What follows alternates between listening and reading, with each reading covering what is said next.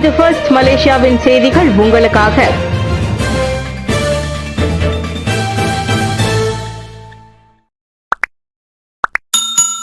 குடிநுழைவுத்துறையின் அதிரடி சோதனை. 94 சட்டவிரோத குடியேறிகள் கைது. குடிநுழைவுத்துறையினர் மேற்கொண்ட தனித்தனி அமலாக்க சோதனைகளில் செல்லுபடியாகும் ஆவணங்கள் இல்லாமல் வேலை செய்து வந்த 94 சட்டவிரோத குடியேறிகள் கைது செய்யப்பட்டனர். கடந்த திங்கட்கிழமை மேற்கொண்ட முதல் அதிரடி சோதனையில் 52 வெளிநாட்டினர் மற்றும் 71 உள்ளூர்வாசிகள் என மொத்தம் 123 பேர் பரிசோதிக்கப்பட்டனர் என்றும் அதில் 46 வெளிநாட்டினர் கைது செய்யப்பட்டனர் என்றும் மலேசிய குடிநுழைவுத்துறை இயக்குநர் ஜெனரல் டத்தோ ஜக்காரியா ஷாபான் தெரிவித்துள்ளார். மறுநாள் நடைபெற்ற மற்றொரு தனி சோதனையில் ஸ்லாங்கூரின் பாலாகாங் மற்றும் பூச்சாங் பகுதியில் உள்ள தொழிற்சாலை மற்றும் அங்காடியில் 48 சட்டவிரோத குடியேறிகள் கைது செய்யப்பட்டனர். கைது செய்யப்பட்ட அனைவரும் மியான்மர், இந்தோனேசியா, பங்களாதேஷ், நேபாளம், பாகிஸ்தான் மற்றும் தாய்லாந்தை சேர்ந்தவர்கள் என்பது குறிப்பிடத்தக்கது. ஊழல் வழக்கு விசாரணைகளை மக்களுக்கு நேரலை செய்யுங்கள். MACC அசாம்பாக்கி பரிந்துரை. நீதி பரிபாலன துறையின் செயல்பாட்டில் பொதுமக்களின் நம்பிக்கையை அதிகரிக்க ஊழல் விசாரணைகளை நேரடியாக ஒளிபரப்ப வேண்டும் என மலேசிய ஊழல் தடுப்பு ஆணையமான MACC-யின் தலைமை ஆணையர் தான் ஸ்ரீ அசாம்பாக்கி பகிர்ந்துரைத்துள்ளார். சில தரப்பினர் சமூக ஊடக பதிவுகள் மூலம் நீதிமன்ற நடவடிக்கைகளை திசை திருப்ப முயலுகின்றனர். இது பல சிக்கல்களுக்கு வழிவகுக்கிறது. எனவே ஊழல் விசாரணைகளை நேரடியாக ஒளிபரப்ப அனுமதிப்பதன் மூலம் உண்மையிலேயே நீதிமன்றங்களில் என்ன நடக்கிறது என்பதை பொதுமக்கள் தெரிந்து கொள்ள முடியும் என அசாம்பாக்கி சொன்னார். இது மட்டும் நடந்தால் வெளிப்படைத்தன்மைக்கான அரசாங்கத்தின் கடப்பாட்டை பிரதிபலிக்கும் ஒரு நேர்மையான நடவடிக்கையாக அது இருக்கும் என்றார் அவர். இவ்வேளையில் வெளிப்படைத்தன்மை மற்றும் நேர்மையை பயன்படுத்துவதற்காக நாட்டில் செயலாக்க நிறுவனங்களுக்கு சொந்தமான லாக்அப்களில் CCTV கேமராக்கள் பொருத்தப்பட வேண்டும் என்று அசாம் முன்மொழிந்தார். ஸ்ரீ பெட்டலிங்கில் பல் மற்றும் அழகியல் மருத்துவ சேவைகள் வழங்கும் சட்டவிரோத அழகு நிலையம் 2 பெண்கள் கைது. நேற்று ஸ்ரீ பெட்டலிங்கில் சட்டவிரோதமாக பல் மற்றும் அழகியல் மருத்துவ சேவைகள் வழங்கி வந்த அழகு நிலையம் ஒன்றில் மேற்கொள்ளப்பட்ட பரிசோதனையில் இந்தோனேசியாவை சேர்ந்த 27 மற்றும் 37 வயதுடைய 2 பெண்கள் கைது செய்யப்பட்டனர்.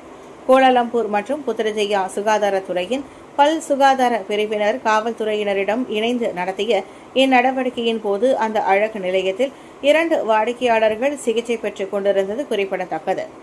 சந்தேக நபர்கள் இன்ஸ்டாகிராம் மூலம் வெனீர், போட்டாக்ஸ் உள்ளிட்ட சேவைகளை 4000 ரிங்கெட் முதல் 12,000 ரிங்கெட் வரை விளம்பரப்படுத்தியுள்ளனர். இத்தகைய சிகிச்சைகளை பதிவு செய்யப்பட்ட பல் மருத்துவர்கள் மற்றும் சான்றளிக்கப்பட்ட மருத்துவர்கள் மட்டுமே வழங்க வேண்டும். இந்நிலையில் கைது செய்யப்பட்ட இருவரும் தனியார் சுகாதார வசதிகள் மற்றும் சேவைகள் சட்டம் மற்றும் பல் மருத்துவ சட்டத்தின் கீழ் விசாரிக்கப்பட்டு வருகிறது. காஜாங்கில் கத்தியால் பொதுமக்களை தாக்கிய சீன நாட்டு பெண்ணை மனநல பரிசோதனைக்கு அனுப்ப உத்தரவு. காஜாங்கில் சாலை விபத்துக்கு பிறகு வெறிப்பிடித்தவர் போல் கையில் கத்தியோடு பொதுமக்களை தாக்கி 7 காயம் விளைவித்த சீன நாட்டு பெண் மனநல பரிசோதனைக்கு செல்ல உத்தரவிடப்பட்டுள்ளது. ஆகஸ்ட் 13ஆம் தேதி காஜாங் மெட்ரோ பாயிண்ட் வளாகத்தில் அத்தாக்குதலை நடத்தியதாக அப்பெண் மீது 8 குற்றச்சாட்டுகள் சுமத்தப்பட்டன. குற்றச்சாட்டு வாசிக்கப்பட்ட போது உள்ளூர் பொது பல்கலைக்கழக மாணவியான 24 வயது லியூடிங் மற்றும் ஒற்றும் விளங்காதது போல் குழப்பத்தில் இருந்ததை கண்டு மனநல பரிசோதனைக்கு அரசு தரப்பு விண்ணப்பித்தது. காஜாங் செஷன்ஸ் நீதிமன்ற நீதிபதி அவ்விண்ணப்பத்தை ஏற்றுக்கொண்டு பேராங் தஞ்சோங் ராமுதானில் உள்ள உலுகிந்தா மனநல மருத்துவமனைக்கு அப்பெண்ணை அனுப்ப உத்தரவிட்டார்.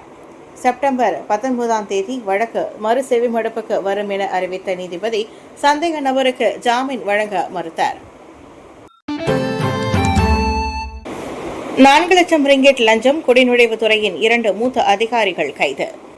4 லட்சம் ரிங்கெட் லஞ்சம் வாங்கிக் கொண்டு வெளிநாட்டினரை முறைப்படி சோதனைக்கு உட்படுத்தாமல் நாட்டுக்குள் அனுமதித்த சந்தேகத்தில் குடிநுழைவுத்துறையின் 2 மூத்த அதிகாரிகள் கைதாகியுள்ளனர்.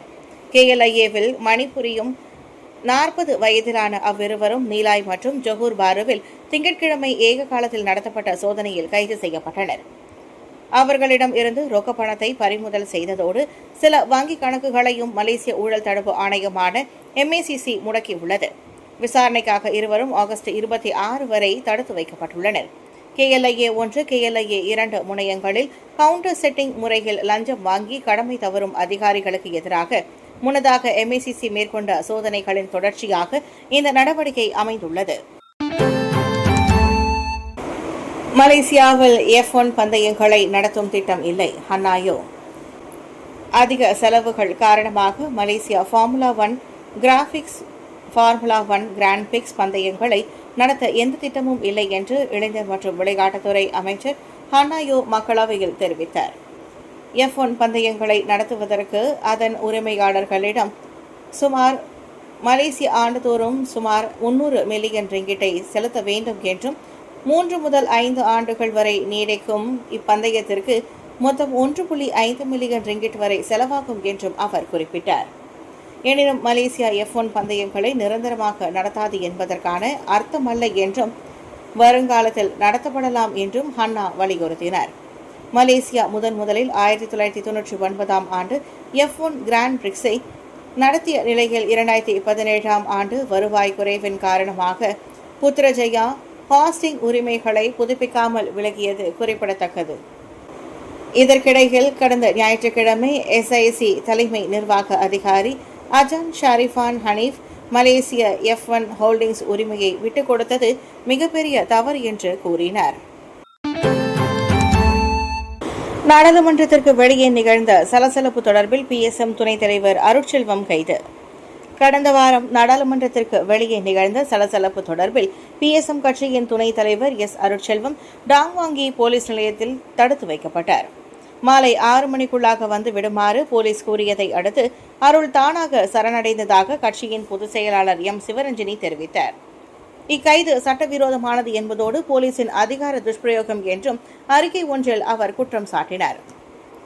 தோட்ட பாட்டாளிகளின் வீட்டுரிமை பிரச்சினை தொடர்பில் மகஜர் மற்றும் சட்ட முன்வரைவை கொடுப்பதற்காக அருட்செல்வம் தலைமையில் PSM கட்சியினரும் சுமார் 100 தோட்ட தொழிலாளர்களும் முன்னதாக நாடாளுமன்றம் நோக்கி ஊர்வலமாக சென்றனர். எனினும் அவர்கள் போலீசாரால் தடுத்து நிறுத்தப்பட்டதால் தள்ளுமுள்ளும் சலசலப்பும் ஏற்பட்டது. அதில் அருட்செல்வமும் கீழே விழுந்தார்.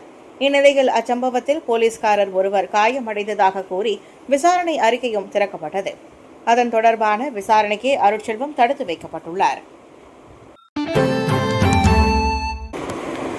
அரசாங்கத்திற்கு எதிராக பல்வேறு குற்றங்களை கூறிய முஹிதினும் மன்னிப்பு கேட்க வேண்டும் அன்வார்.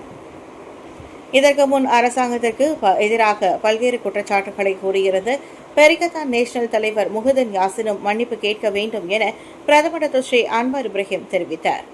அரசாங்கம் கடுமையாக இருப்பதோடு கிளந்தானுக்கு ஒதுக்கீடு வழங்கவில்லை என்பது உட்பட அவர் 100க்கும் மேற்பட்ட குற்றச்சாட்டுகளை கூறியுள்ளார். குறிப்பிட்ட 3 தகவல் ஆதாரங்கள் தவறானவையா அல்லது வேறு விதமா என்பதை தீர்மானிக்க மலேசிய தொடர்பு மற்றும் பல்லூடக ஆணையத்தின் விசாரணையின் முடிவுகளுக்காக தாம் காத்திருப்பதாக கடந்த வாரம் அன்வார் நாடாளுமன்றத்தில் தெரிவித்திருந்தார்.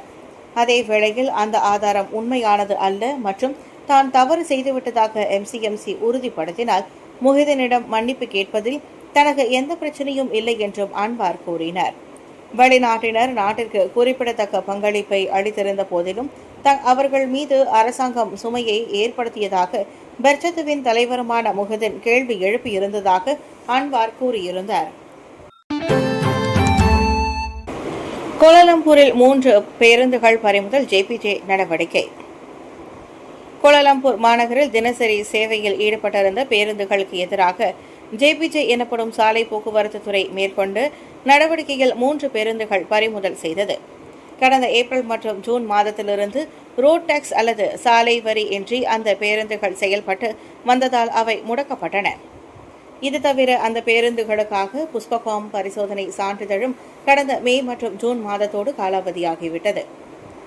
உள்நாட்டு ஓட்டுநர்கள் ஓட்டி சென்ற அந்த பேருந்துகளுக்கு எதிராக நடவடிக்கை எடுக்கப்பட்டுள்ளதோடு சாலை போக்குவரத்து சட்டத்திற்கு ஏற்ப அந்த பேருந்துகளுக்கு எதிராக குற்றப்பதிவும் வழங்கப்பட்டுள்ளதாக கோலாலம்பூர் சாலை போக்குவரத்து துறையின் இயக்குநர் ஹமிதி அடாம் தெரிவித்தார். சாலை போக்குவரத்து விதிமுறைகளை மீறி நகர்ப்புற பயணிகள் மற்றும் சுற்றுப்பயணிகளை ஏற்றி செல்லும் பொது வாகனங்களை கடுமையாக கருதுவதாக அவர் கூறினார். சாலை போக்குவரத்து விதிகள் எப்போதும் பின்பற்றப்படுவதை உறுதிப்படுத்த நகரின் மைய மற்றும் சுற்றுப்பயணிகளை ஈர்க்கும் இடங்களில் பேருந்துகளுக்கு எதிராக தொடர்ச்சியாக நடவடிக்கை மேற்கொள்ளப்படும் என்றும் அவர் தெரிவித்தார். சாரா கைரினா மரணம் தொடர்பில் சலவை இயந்திர குற்றச்சாட்டை முன்வைத்த ஆங்கில ஆசிரியை நீதிமன்றத்தில் நிறுத்தப்பட்டார்.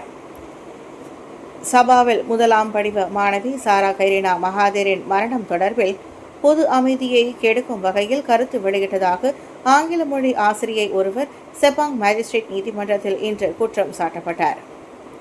பொது அமைதியை கெடுப்பதோடு மற்றவர்களும் குற்றம் இழைக்கும் வாய்ப்பை ஏற்படுத்தும் வகையில் டிக்டாக் ஷா அப்ரிந்தா என்ற டிக்டாக் கணக்கு வாயிலாக சர்ச்சைக்குரிய கருத்தை வெளியிட்டதாக ஸ்லாங்கூர் ரவாங்கில் உள்ள பள்ளியில் பணியாற்றும் 39 வயது அவ்வாசிரியை குற்றம் சாட்டப்பட்டார்.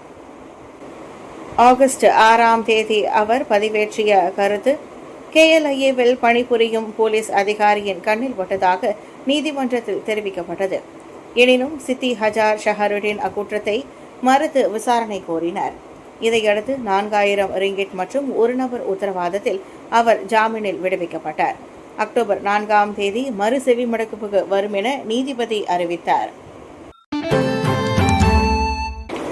பொந்தியான் தனியார் கிளினிக்கில் தலைகீழாக மாட்டப்பட்ட தேசிய கொடி 4 பேர் மீது விசாரணை. ஜொஹூர் பொந்தியானில் வணிக தளம் ஒன்றில் மலேசிய கொடி தலைகீழாக பறக்கவிடப்பட்ட சம்பவம் தொடர்பில் அனைவரும் அமைதி காக்குமாறு அத்தொகுதி நாடாளுமன்ற உறுப்பினர் டத்தோஸ்ரீ அகமது மஸ்லான் கேட்டுக் கொண்டுள்ளார். பல் கிளினிக் ஒன்றில் மாட்டப்பட்டிருந்த ஜாலூர் கெமிலாங் சரி செய்யப்பட்டுள்ளது. அச்சம்பவம் குறித்து போலீசில் புகார் செய்யப்பட்டு பல் கிளினிக் உரிமையாளரும் கொடியை தவறாக மாட்டிய பணியாளர்களும் வாக்குமூலம் அளித்துள்ளனர். அதிகார தரப்பும் உரிய நடவடிக்கைகளை மேற்கொண்டு வருவதாக அவர் சொன்னார். இது இன விவகாரம் அல்ல, மாறாக நாட்டுப்பற்று மற்றும் விழிப்புணர்வை உட்படுத்தியதாகும் என்றார் அவர். முன்னதாக அச்சம்பவம் வைரலானதை அடுத்து ஜோஹூர் கொடிக்கு அருகில் தலைகீழாக மாட்டப்பட்டிருந்த தேசிய கொடியை உடனடியாக சரி செய்யுமாறு பொந்தியான் மாவட்ட மன்றம் அந்த தனியார் கிளினிக்கை உத்தரவிட்டது. இதையடுத்து 3 பெண்கள் உட்பட 4 விசாரணைக்காக மாவட்ட போலீஸ் நிலையத்தில் வரவழைக்கப்பட்டனர். ரோன் 95 மானியம், வாகனம் மற்றும் வீட்டுரிமை இப்போது அளவுகோல்கள். பிரதமர் ரோன் 95 பெட்ரோல் மானியங்களை அனுபவிப்பதற்கான தகுதியை தீர்மானிப்பதில் ஒருவரின் சொத்து மற்றும் சொகுசு வாகனங்களின் உரிமையும் மாத வருமானமும் கருத்தில் கொள்ளப்படலாம் என நிதி அமைச்சரும் பிரதமருமான டத்தோஸ்ரீ அன்வர் இப்ராஹிம் கூறியுள்ளார். LHDN எனப்படும் உள்நாட்டு வருவாய் வாரியத்தின் வருமான பதிவுகள் மற்றும் மலேசிய புள்ளி விவரத்துறை நடத்திய வீட்டு வருமான கணக்கெடுப்பின் விவரங்கள் உள்ளிட்ட பல்வேறு தரவு ஆதாரங்களை பயன்படுத்தி அத்தகுதி மதிப்பிடப்படும் என்றார் அவர். உண்மையிலேயே உதவி தேவைப்படுபவர்களுக்கு உதவி வழங்குவதில் இது மிகவும் விரிவான அணுகுமுறையை உறுதி செய்கிறது. செப்டம்பர் இறுதிக்குள் இறுதி முடிவு எடுக்கப்படும் என்று அறிவிக்கப்படும் என மக்களவையில் வழங்கிய எழுத்துப்பூர்வ பதிலில் அன்வார் தெரிவித்தார். ரோன் 95 மானிய சீரமைப்பு எப்போது செயல்படுத்தப்படும், என்னென்ன வழிமுறை செயல்படுத்தப்படும் என எதிர்க்கட்சித் தலைவர் டத்தோஸ்ரீ ஹம்சா ஜைனுடன் கேட்ட கேள்விக்கு பிரதமர் பதிலளித்தார். QR குறியீட்டு மோசடி. கிளான் பள்ளத்தாக்கு பகுதியில் உள்ள உணவகங்களில் தனது QRஐ வைத்து ஏமாற்ற முயன்ற நபர். கிளான் பள்ளத்தாக்கு பகுதியில் உள்ள உணவகங்களில் உள்ள கட்டண முகப்பிடங்களில் உணவு ஆர்டர் செய்வது போல் நடித்து தனது சொந்த QR குறியீட்டை வைத்து ஏமாற்று முயற்சியில் ஆடவர் ஒருவர் முயன்றுள்ளார். பிரஸ்மா எனப்படும் மலேசிய முஸ்லிம் உணவக உரிமையாளர்கள் சங்கத்தின் துணைத் தலைவர் டாக்டர் முகமது மோசின் அப்துல் ரசாக்கிற்கு சொந்தமான உணவகத்தில் இச்சம்பவம் நடந்துள்ளது. சம்பவம் நடந்த நேரத்தில் இந்த ஆடவன் உணவகத்திற்குள் சென்று 3 நாசி லெமாக் ஆர்டர் செய்துள்ளான். பின்னர் தனது காரில் இருந்து பணம் எடுத்து வருவதாக கூறி அந்நபர் திரும்பி வரவில்லை.